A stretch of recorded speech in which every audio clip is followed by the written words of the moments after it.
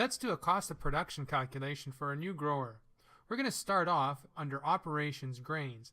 Cost of production is an operations calculation, meaning it's unrelated to what our starting net worth is. Operations grain budgets. Go to a new budget, create new, select a crop, give it a name. You can put in some descriptors, what its yield is going to be, and of course pricing can be set on the My Prices page, and it can be tied to a futures contract or a futures month for the fall. Any miscellaneous income. That is your revenue. Then we go to expenses.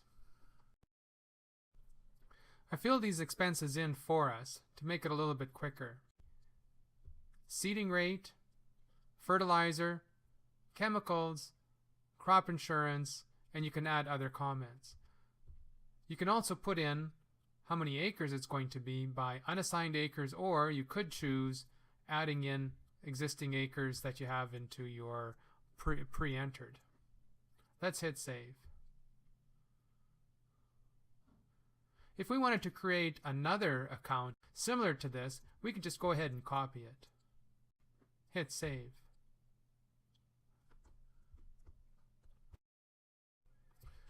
We could go through and make any changes that we wanted to make with it. Changing number of acres.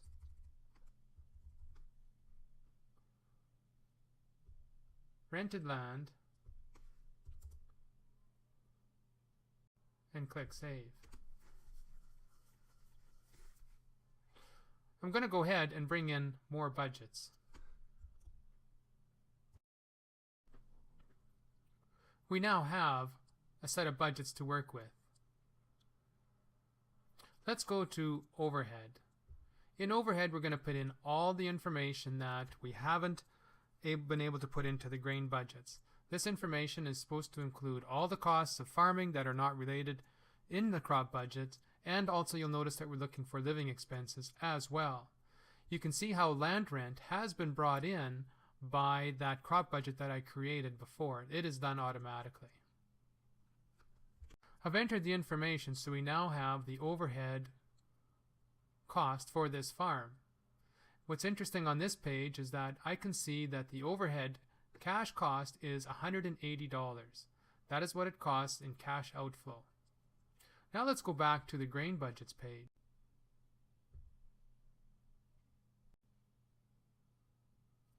I now have my cost of production calculated.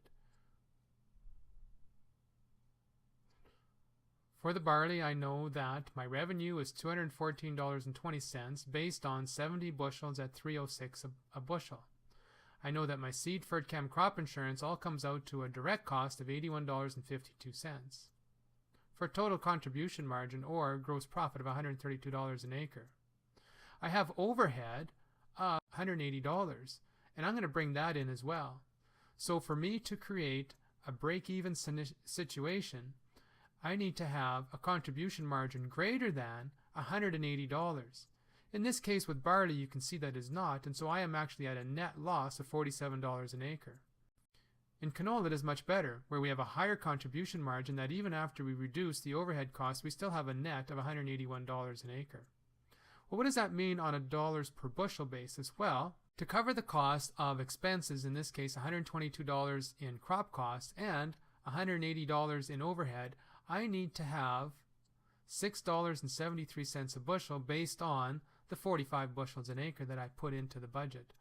Another way to think of it is that at the $10.76 price that I'm expecting for this crop, my break even would be $10.76 a bushel.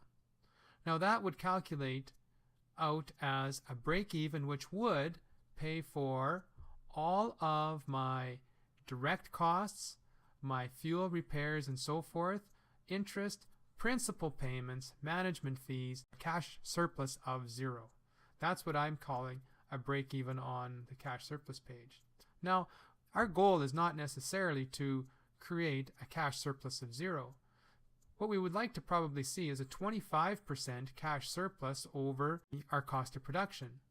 So in the My Prices page, I've made allowance so that you can create your own target prices. So I'm giving a break-even price of $0 would be $3.62.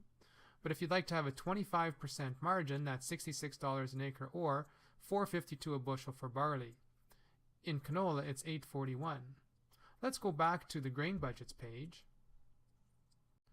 Back at the grain budgets page, I'm also giving you an indication of what's hitting the target prices and what is not. In this case here, the red X means that I'm not even covering the cost of production because the contribution margin is less than $180 an acre, and so I have a red X here.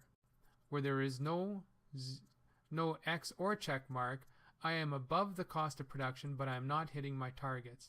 If any of these budgets were hitting the 25% mark of margin, there would be a green checkbox here, a check mark here.